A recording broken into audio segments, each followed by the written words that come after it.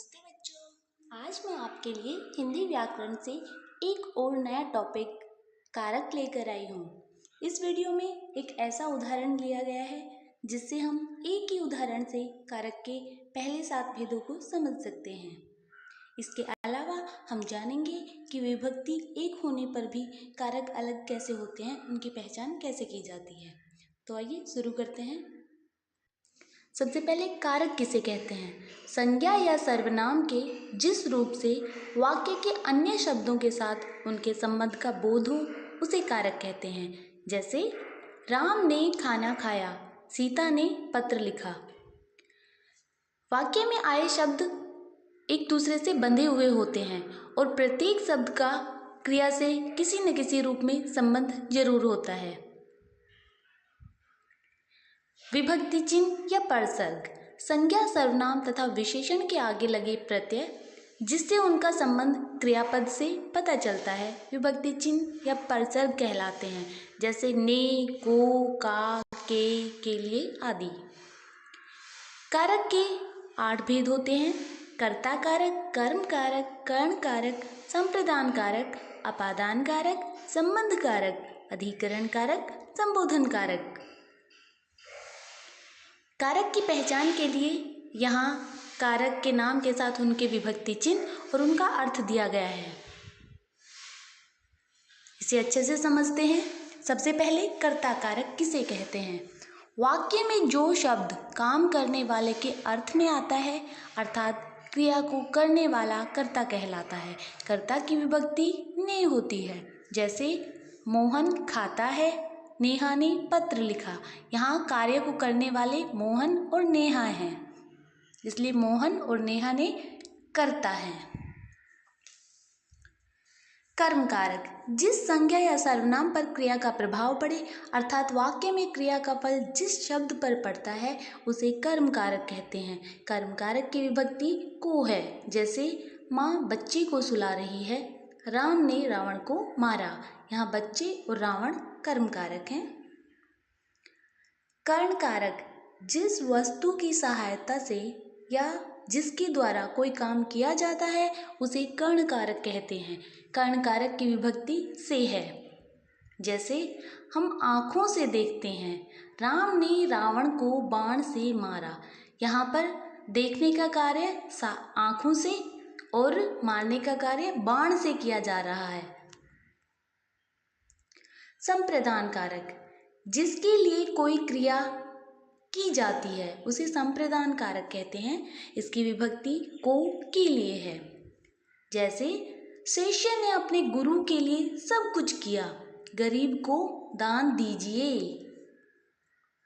अपादान कारक जिससे किसी वस्तु का अलग होना पाया जाए उसे अपादान कारक कहते हैं। इसकी विभक्ति से है। जैसे गंगा हिमालय से निकलती है, चूहा बिल से बाहर निकला। संबंध कारक शब्द के जिस रूप से संज्ञा या सर्वनाम के संबंध का ज्ञान हो उसे संबंध कारक कहते हैं। इसकी विभक्ति का, की और के है। जैसे सीता का भाई आया। प्रेमचंद के उपन्यास बहुत प्रसिद्ध हैं। अधिकरण कारक शब्द के जिस रूप से क्रिया के आधार अर्थात स्थान का ज्ञान होता है उसे कर्ण कारक कहते हैं। इसकी विभक्ति में और पर है। जैसे मोहन मैदान में खेल रहा है, श्याम छत पर बैठा है। संबोधन कारक संज्ञा के जिस रूप से किसी के पुकारने या संकेत करने का भाव पाया जाता है उसे संबोधन कारक कहते हैं। इसकी विभक्ति अरे, हे, अहो आदि हैं। संबोधन कारक में एक विशेष बात यह है कि इसकी विभक्ति शब्द से पहले लगाई जाती है, लेकिन बाकी 7 कारकों में विभक्ति चिन्ह शब्द के बाद में लगते हैं। उदाहरण है, हे श्याम इधर आओ। अरे तुम क्या कर रहे हो? इसके अलावा एक विशेष बात यह है कि कर्ण कारक और अपादान कारक दोनों की एक ही विभक्ति होती है से, फिर भी इन दोनों में पर्याप्त अंतर है। अपादान कारक का अर्थ होता है अलग पाया जाना, या जिसमें अलग होने का भाव हो। जैसे पेड़ से फल गिरा तो फल पेड़ से अलग हो गया। लेकिन करण कारक में इसका अर्थ साधन से लिया जाता है। जैसे राजा ने कलम से पत्र लिखा तो लिखने का कार्य कलम साधन से हो रहा है, इसलिए यहाँ कर्ण कारक है। इसी प्रकार से कर्म और संप्रदान कारक में भी एक ही विभक्ति को होती है, लेकिन दोनों में अंतर है। संप्रदान में को के लिए अव्यय के स्थान पर या उसके अर्थ में प्रयुक्त होता है। जैसे हरि मोहन को रुपये देता है तो वो मोहन के लिए रुपये दे रहा है। इसी प्रकार कर्म कारक में को का के लिए से कोई भी संबंध नहीं होता। सोहन मोहन को मारता है तो यहाँ सोहन मोहन को ही मार रहा है, मोहन के लिए किसी और को नहीं मार रहा, इसलिए यहाँ पर कर्म कारक होगा। अब हमने यहाँ पर एक उदाहरण लिया है।